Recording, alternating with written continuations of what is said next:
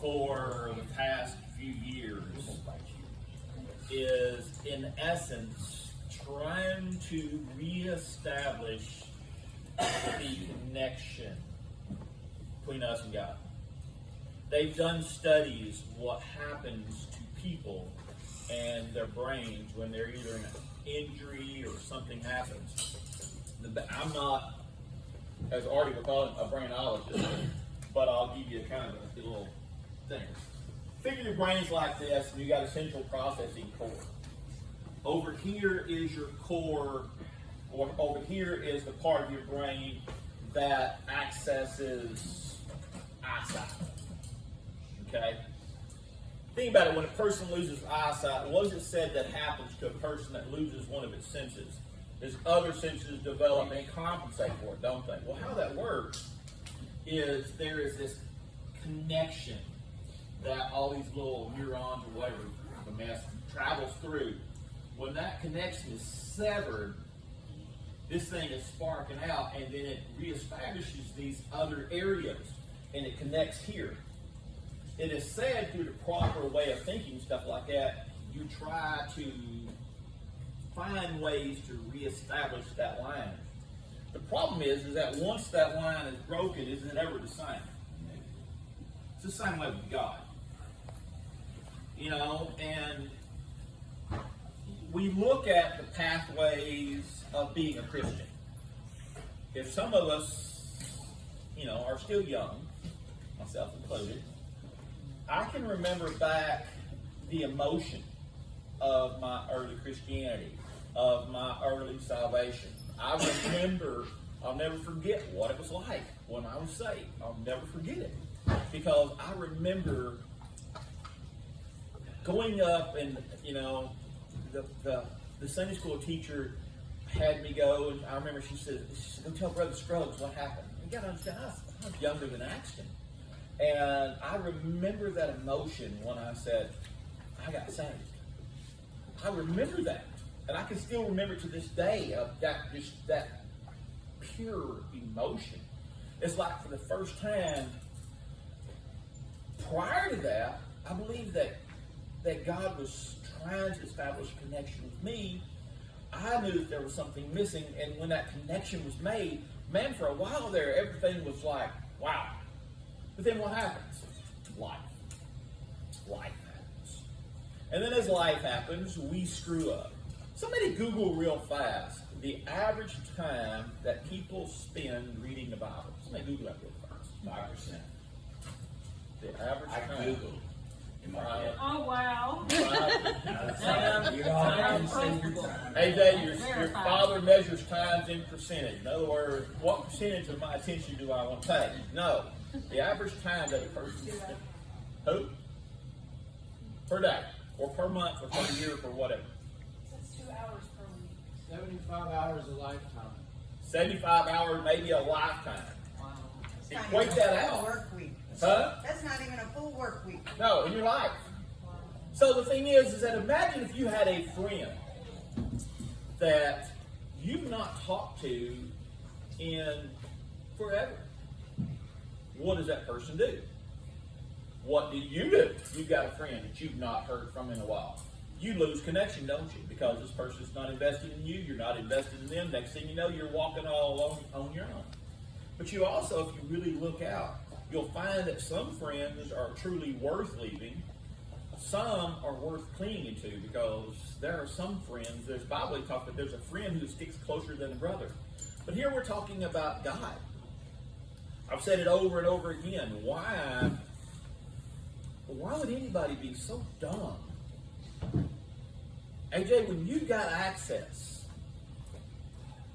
to God, to understanding, to be able to know when to keep your big fat mouth shut. Think about this. How many times, Billy, if we would just have learned to shut up, how much could that have saved us? If we could have learned to not buy this, not do this, not say that, not think this. So we've, through a period of time, we've become so disconnected from God. I am not talking about y'all. I'm talking about me. I'm talking about myself. So I had to figure out how to be reconnected with God. Where did I go wrong at? And so when I look at God, for years, I looked at God as God never speaks to me. God never speaks to me. I remember sitting in church and thinking, man, I wish God would talk to me. Because you hear the Christians all the time, the Lord said, and Lord God said to me, and I'm like, well, how come you don't talk to me? How come I don't hear from God? Well, naturally, it's like, I remember I told y'all this story about when I was a young red belt and I broke a woman's nose fighting at a testing. And I remember because she wanted to fight me hard, I thought, you want to fight me hard? I'm going to fight you hard. I'm not going to play this game. I broke her nose. Great. And the thing is Mike Wilbank's wife. And so I remember Tony Ellington walk up to me because I was constantly getting beat up by the instructors. And I just knew instantly that I was dead. I just signed a death warrant on my life because I knew that I was going to get killed. And I knew it was going to come. And Tony Ellington said, man, he says, Monty, he says, why do you keep doing it? I was like, what do you mean?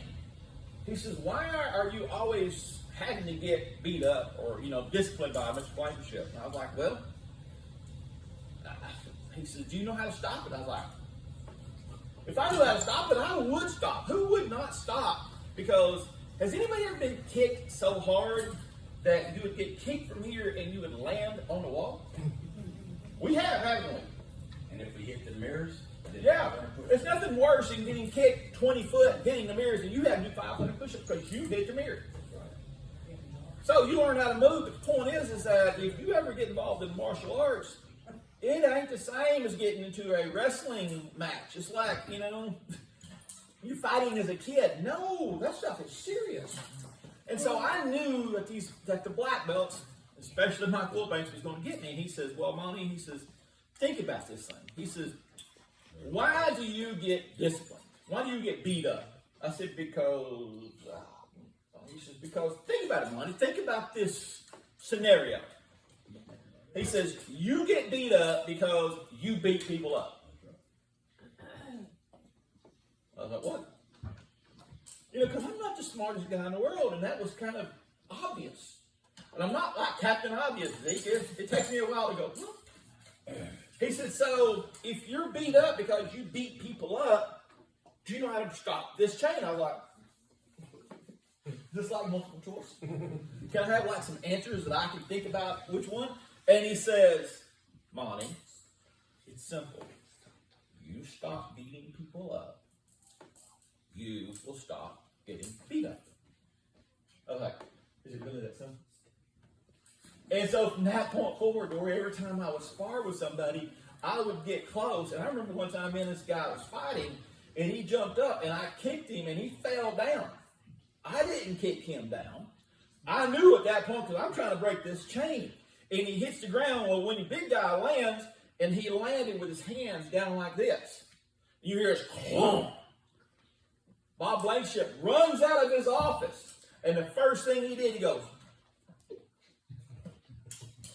like, you moron. I was like, time out. I did not. He fell down. He fat. He clumsy. I didn't do that to him because I want to break these chains. So now we're talking about serving the quiet job. Serving the quiet God. I didn't understand today, but as I've talked to AJ, I've heard Jessica, I've heard a few of you, I understand now why today happened as it happened. Because as I've told y'all, Saturday night, Sunday morning, I put my mind on God. And I try to establish this connection. To say, okay, God, tomorrow, I need to know. I don't prepare sermon courses. I don't go on the internet. I've been that creature that would actually go and you would find resources to help you Sunday school lessons because you had no connection to yourself. You had no connection to God. Well, I learned, and I have learned, and I'm still learning to find this connection with God, and I seek out. The Bible talks about seek, and you shall find. Knock, and you shall be open. Ask, and it shall be given. But it all denotes an action on our part to reach out to God to establish the connection. God is waiting on us, but the thing is that we get distracted. We have sideline projects. When we're talking about a quiet God, we're talking about a God that you've once had that connection, or like for me, you know, I would wake up every Sunday morning and God, AJ, I would have an image in my mind of some path for today. And Dory, I'm knocking on the door. I feel like the Avon lady, and you ain't gonna answer the phone because they're looking out the window going, "That's the Avon lady. I got to go." Or a bill collector. I ain't answering that one. Auto reject. Anyway. You know, it's whatever it is. We know how that rejection. So I'm sitting there going, "Okay, God." When we feel this blank spot in our lives, it is our desire to try to reestablish that, because there's this hole inside of us. The problem is with serving a quiet God, I have been listening, and I've seen this trend of people who paint this image of God. Of God is this, and God is that, and how strict, and how judgmental, and how he makes all these commands. See, I don't see God that way. How I see God is almost like, think about it in terms like this. There's two ways of trying to figure out this thing. For one, it's called the path to Christianity. It's kind of like obedience training, but it's a little bit different. Because think about this thing. We want to paint the image of God that he's trying to make us obedient. So, Amy is Amber's favorite dog in the whole wide world. And she absolutely loves how she sits down in the morning and she's got her cup of coffee and she's got dressed. And what does Amy do? Sits in my lap. And not just sits on her lap, Artie. He's in my spot. She has to put her hand on it. And so whatever Amber's got now, so what do you do to that dog? You have to teach it obedience. It's not so much as in trying to say, thou shalt thou, thou shalt, thou shalt, thou shalt, thou shalt not. It's in reality, what is a sense of morality? In other words, what is your image of a good dog? Is it a good dog that when it's around kids, that don't jump up on them, claw them, bite them, scratch them, do anything like that? The dog should know what to do and what not to do. How does it learn it? By being taught. But the thing is that do you go to the neighbor's dog and try to correct the neighbor's dog? You don't. That ain't your responsibility. It's your responsibility to take care of what's in your home. So many times we get in trouble trying to fix other people's problems when in reality we need to be training our dogs. So the path of training a dog, number one, is when the dog uses the bathroom in the house, what do? Do you go, great job? Heck yeah, that's a cool one right there, buddy. Let's do it again. No. You scold the dog. If that doesn't work, what do? Rub the nose at it. You have to rub their nose in it. But if you've noticed something, and eventually you get it to where you're training this dog, and you want this dog to say, no. That's how my kids learn. And so what it is that you reach out, you got this dog to where you said no. And now all of a sudden the dog, you no longer have to whoop the dog, you no longer have to smack the dog around. The dog has grown. The dog says no. Eventually, you get the dog, if you're getting the dog and you're training him along the right path and you're constantly working on him, what do you do when the dog starts doing something? What I do is like Amy, she reverts back to her dog ways. And Amber went out there this morning to get everybody cleaned up and ready out there this morning. So y'all do need to thank Amber because she's the one who cleaned out all the area. But the thing is that Amy has decided that she likes things. Like my brand new pants, my wading boots, things that she needs. And so what I do is I'll walk in and I'll go, and she goes, just that look. She drags out the dog. Just that look. She knows. It's that look. She knows. But she's also reached that level of correction. But the problem is that now there are some dogs that you don't even have to look at. They know. They've learned through a period of time, and they've matured. Now they know you don't have to. Whenever I get on Amy, you'll see Snick. He's like, I didn't do it, man. I swear I didn't do it. I wasn't no part of this. Because he knows. But the thing is, it's reinforcing that behavior as you correct this one dog. The dog is being reinforced like, well, you but got trouble. I ain't getting in trouble. And see, that's how I really survived Taekwondo. You say, well, how did you say you survived Taekwondo? Go train in Taekwondo. You'll understand surviving Taekwondo.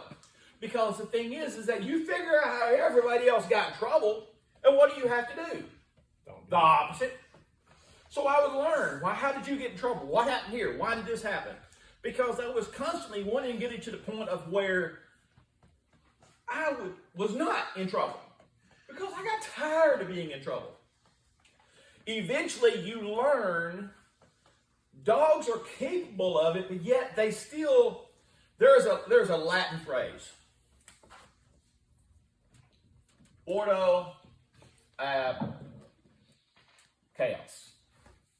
It basically means order from chaos.